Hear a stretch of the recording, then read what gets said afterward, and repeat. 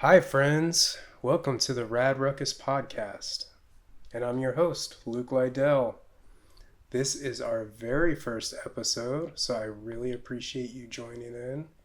And feel free to subscribe because we're going to have a whole bunch of these releasing about once a week. Our very first guest is a fellow filmmaker and friend, Makenna Perkal.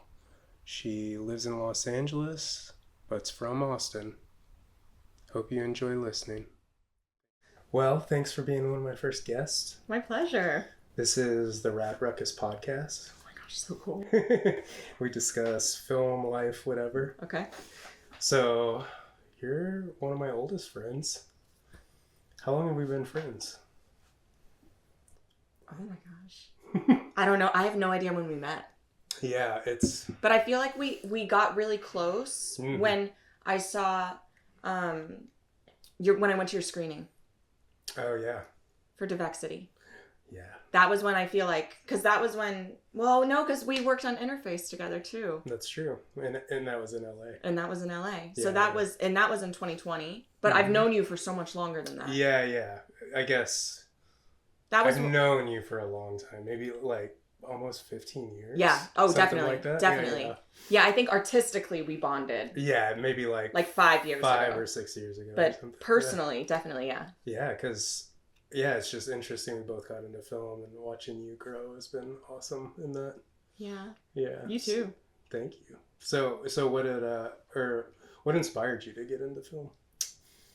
My earliest memory is I wanted to act in film. And it's funny, my kindergarten teacher, my first memory was being 5 and saying, I want to act, like when watching television. And then my kindergarten teacher was like, you're so bossy, you should be a director. And I thought... That's funny. And I didn't like that. Yeah. But it's funny because in hindsight, I love directing more than anything. Yeah. So more than acting? I do, yeah. Okay. I mean, I love acting so much, but if I only could choose one thing, I would definitely choose directing. That's how I feel too. Yeah. It's just,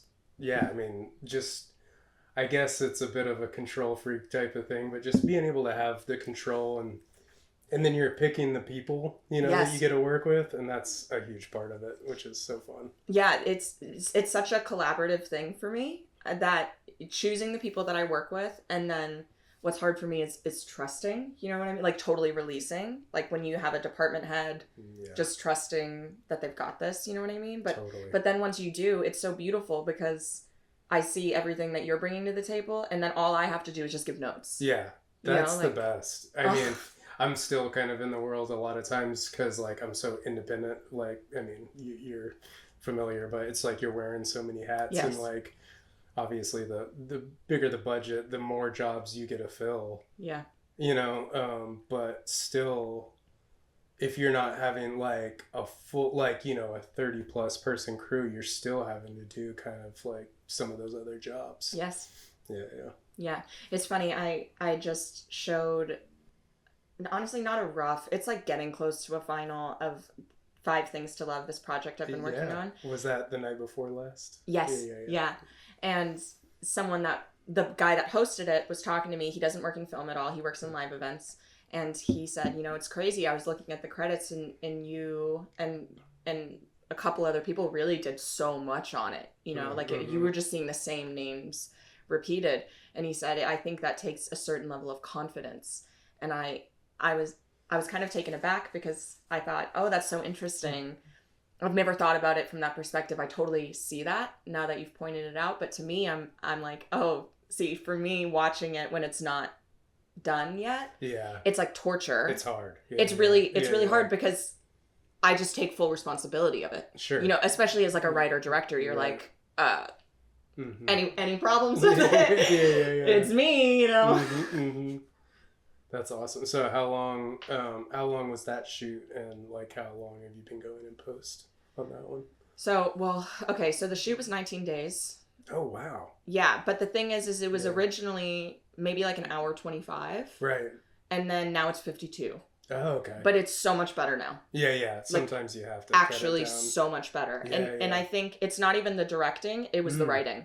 But I think I rushed the writing process, which that's a learning experience. I tend to do that too. It's so hard because like the feature I've been writing, the one I read.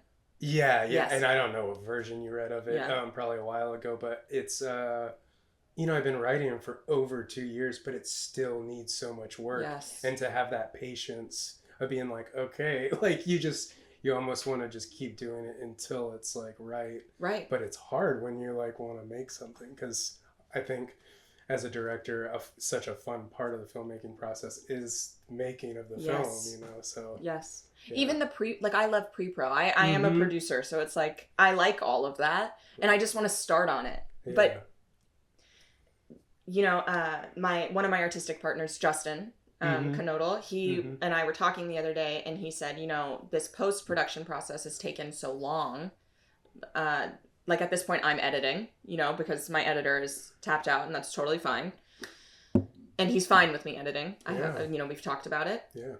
But it's because the script wasn't where I needed it to be. Like I thought it was, right. But I didn't work on it long enough to see all the holes that I saw. Like I really view the hour 25 version as pretty boring and a little out of order, if I'm being honest. Just with not so much the protagonist storyline, but the supporting characters' storylines. And if it was a stronger package, I think our post wouldn't. We're going on almost a year now. Right. Like, I think it would have been much faster. Around, because everything would be more in the can, Like exactly. Exactly. I get it. And every time I go back to the writing and the telling of just a story, because I've been researching like that stuff a lot, it's just like there's so many aspects of storytelling. And it's like, I don't know, you know what I mean? It's like metaphors and motifs and protagonists, antagonists, the character arcs, the subtext, like there's just like it goes on and on and on how deep screenwriting goes. And it's like one of those things for me where it's like the more you know, the more you realize you don't know. And you just like, I mean, it puts those really great scripts and great movies into like a whole nother perspective. It's just like, wow. Like, how did you do that? Because it feels effortless when you watch it. Yeah. But like when you know like what went into those character arcs and stuff, it's just like, it's incredible. So you just made me think of a couple things. So one, I'm doing The Artist Way again right now. Have you ever done it? Yeah. Oh, The Artist Way. No, I don't think so. Okay, it's by this author named Julia Cameron. We'll talk about that in a second. Okay. Yeah. Because it's like really affecting me. Okay. The quicker thing that I want to address is I follow this woman. Her Instagram handle is like, I think @CharlotteProduces. She's from the UK and she's a producer of mostly short films, and now she's a film festival judge. Oh. And her whole thing is basically spreading information about what film festivals are looking for. Yeah. For people that aren't connected, like me. Like I don't have a producer that can, or a marketing person that helps me get there. Yeah. You know what I mean? And so I ended up spending not that much money for honestly what I got. I've learned so much, and bought this packet of hers, this informational packet called Festival Darling. And long story short, I learned 2 things that have blown my mind. And the first one is that you're supposed to have the audience feel a major emotion in the first 2 minutes. Yeah, totally. Right. It makes sense. Right. But I've never thought about that. I know. And I always like want to go with these like super long intros Me that too. like, like build up, but it's like nowadays, and you could get away with that, I think, 20, 30 years ago when, movies were basically only seen in theaters because people were locked in. Yes. And they have to. And there's no social media, no TikTok, no short-term content. Totally. Yeah. But today it's just like, boom, you got to capture people. Like even if it's like a dry, whatever story, like you still have to do something that's going to pull them in. Yeah. Yeah. And the other thing is she listed all the story structures for screenwriting, which I don't know about your brain, but my brain works really well in lists, with labels, with terms. And so just seeing these, I think it was like 6 different story structures, like non-linear, linear, fabula, et cetera, et cetera. Yeah. Fabula. I'm going to tell you, well, that's what I changed the project that you watched to. Okay. So a fabula is essentially, it's also, there's a Russian word, and I don't even want to say it because I'm going to butcher it, but it sounds like stinks, like that's how it's spelled, but I don't know Russian. I don't know. But basically, a fabula / that Russian word is when you show part of the end at the beginning. Oh, yeah, right. And we know this, but the term was very like, it just clicked a switch in my brain. And I know this about myself, that stuff like that helps me. Yeah. And I said, oh my goodness, I don't evoke a major emotion in the first 2 minutes. Yeah. My beginning is exactly what you're saying, like 20 years ago. It would have been fine. It's long, it's drawn out, it's slow, it's very like setting the pace. And basically, I like cut my beginning in half. I made a fabula. I pulled a scene from the end, but I recut it so it's different. And used like some different angles, stuff like that. Totally. So it's a little different. It's a little different. And I just think it's so much better. Yeah. I mean, I've seen that a lot. And like, something that's got so popular so fast is White Lotus. But like, they did, that's what they did in the beginning. Right in the beginning, like they show you this clip from the end of, chaos happening. And then the whole... Yes, you're so right. They can build the whole show and just draw you in because they know the audience is waiting for that payoff. Yeah. You have to get to that moment, so like to see what's going on. Which is actually genius for the White Lotus, because so many of the complaints, and I even read something that Mike White said about it recently, where he's like, not every season has to be crazy. Not every season has to be this big thing. Sometimes I'm just making it. Right. Which... He doesn't seem like he really cares. I don't think he does. Yeah. Which, that's great. I love that you're at a place where you don't have to care. Yeah, totally. Yeah. I wish I didn't have to care. Right. I mean, if you're getting funding and, like, you're getting, like, I don't know, they're letting you keep making the show. I mean, do whatever you want. That's what I'm saying. Yeah. and also, it's just so connected to him that it's like... It is. I think he has artistic freedom in a way that a lot of people don't. Oh, yeah. No, that's awesome. So,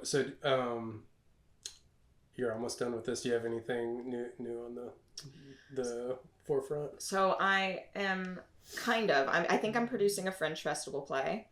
Oh. Which, that's cool. And besides that, I'm writing. Yeah. So I have a draft of what I hope will be my first feature, and I'm really excited about it. It's a coming-of-age rom-com turned psychological thriller. Oh. So it's totally... I mean, the psychological thriller is just so different than anything I've ever directed. Yeah. So I'm pretty excited about it. That's cool. And then there's a short that I really want to do, but I just need to get consent because it's not my story. And the person that it is their story, I think it'll be fine, but she has a lot going on right now. So I just, I'm giving space until she's ready to talk about it. Yeah, that's cool. I'm definitely interested in like directing like others, like stories from other people. Me too. Because obviously like it's fun to write and direct, but like, I mean, I feel like some of the best films haven't been written by the director because it's just too much, it's so hard to do all those jobs well. So I totally agree. Yeah. So unfortunately, I would be writing this one, this short, but it's basically, I envision a 3-minute short. It's examining deportation, and it's about like a woman that is undocumented, and basically what happens every time someone knocks on the door and what she thinks, and that's it. It's just like a one-shotter. Yeah. And that's why it's like very personal, you know what I mean? I have to definitely get consent. But she told me this idea, like she told me this feeling a decade ago, and in that moment I saw the whole short, and I was like, oh, this isn't my story. You know what I mean? Like, I'm just a white woman. I feel uncomfortable about it. And then just with everything going on in the world right now, I'm like, this is a good topic for us. I think sometimes, I've been thinking about this constantly. If I can pull on a crew that has like immigrant backgrounds, you know what I mean? To compensate for my whiteness as someone that is writing it, because I'm not an immigrant, I don't understand that. I don't understand. Well, if you're telling that story, I think, like it is important to, bring in some minds that have, perspective. The perspective. Yeah. That can be like, oh, this is wrong. Oh, this is right. Sure. Yeah. Just like vibes, like, cause I mean, yeah, we don't know what it's like being from any other country but the U.S. No. And there's just so many perspectives Right. of like nuances of culture and stuff. Absolutely. Yeah. And I think especially in today's climate, Mm. it's so heated, it's so emotional Oh yeah. for these people that are undocumented here, that I think it's just something that I'm treading on really, really lightly, Yeah, because I think there should be shorts made about this. And it's not necessarily that I think I need to be the one doing it. But my production company's mission statement is the path to change is through empathy, right? And we examine social ethics issues through empathy, or an empathetic lens. And I was thinking about it the other day because I've been avoiding this project. Like, I think about it like every few months for the last decade.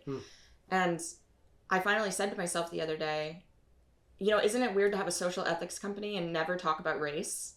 Never talk about immigration? Like, yeah. Like, and that does, I'm not going to star, I'm not going to act in this.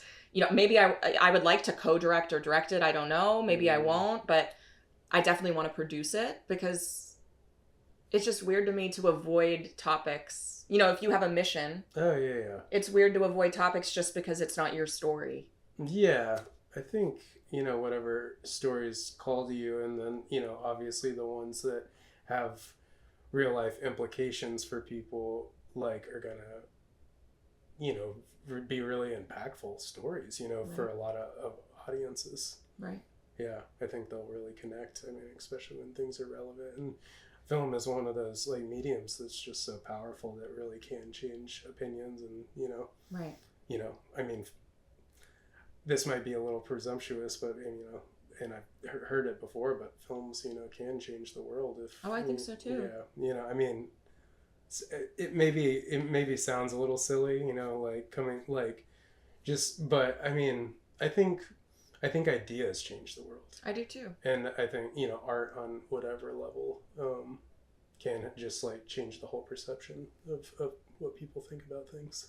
I specifically, very personally believe that empathy can change the world. And the thing is I think we evoke empathy with film. Like, all films do, unless you're not standing for anything, I suppose. Sure. And it's entertainment-based art. That's not a jab. Right. But, entertainment-based art maybe doesn't evoke empathy. Maybe. I don't know. Yeah. Some does. It should. It should. I would like it to. I think it almost all should. I do. Yeah. Because even non-traditional stories, like it's like the new kind of protagonist in a lot of films is like the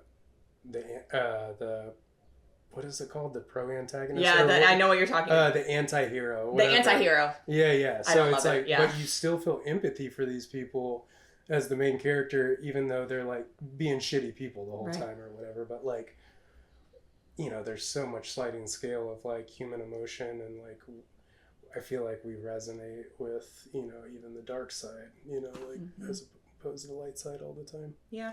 Yeah. It's yeah. crazy. I struggle with the anti-hero. If they change in the end, I'm fine watching. Yeah. You know what I mean? But if you never change, that's to me, hard. I'm like, we're elevating a voice. I would rather elevate a voice of someone that's trying to do good. Yeah, sure. Because we affect people subconsciously through film. If you, like you said, film changes the world, I totally agree. But if you think about it, it's not just film. It's music, right? It's story. It's acting. Which is like kind of like theater, It's so many art forms. Yeah. Put into one. And so they like, I don't even think it's cheesy. Like, it makes sense that it changes the world. It's so many art forms, and it's art. Think about an art director, there's art all over. I mean, unless depending on the movie, but yeah, definitely. I mean, here, like, this is beautiful. This like says something. Yeah, absolutely.